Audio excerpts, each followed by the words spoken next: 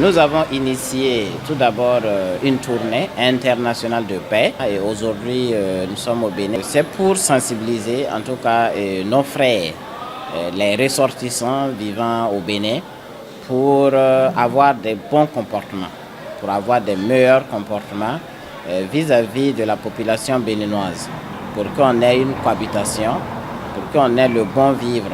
Parce que vous savez que, après tout, notre objectif final, c'est quand nous parlons de l'Union africaine. L'Union africaine, si nous voulons vraiment prôner l'union, il faut qu'il y ait d'abord l'entente, l'harmonie entre les peuples.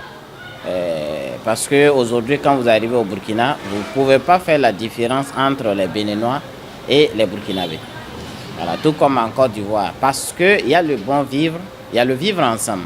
Et si jamais vous voyez qu'il y a quand même des communautés que vous pouvez remarquer qu'à un moment donné, on peut les indexer pour dire que oui, c'est ceux-là. C'est parce que ce qu'ils représentent ou les actes qu'ils posent, c'est négatif. Donc automatiquement, ils seront indexés.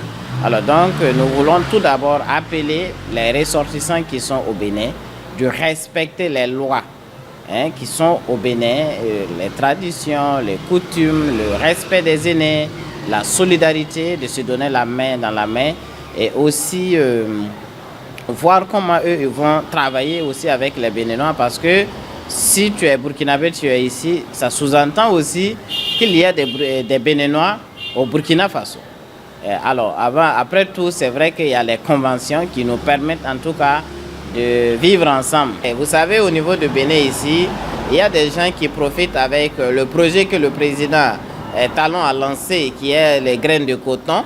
Et vous savez, ce projet, c'est vraiment bénéfique. Non pas seulement pour les Béninois, mais je dirais que c'est pour toute l'Afrique, tout entière.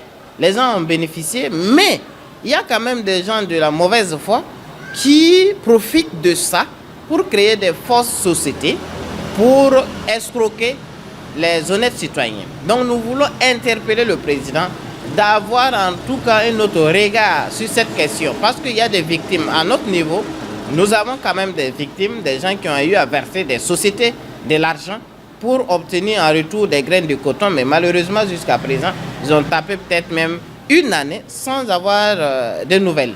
Donc je pense que ce côté, on doit vraiment revoir.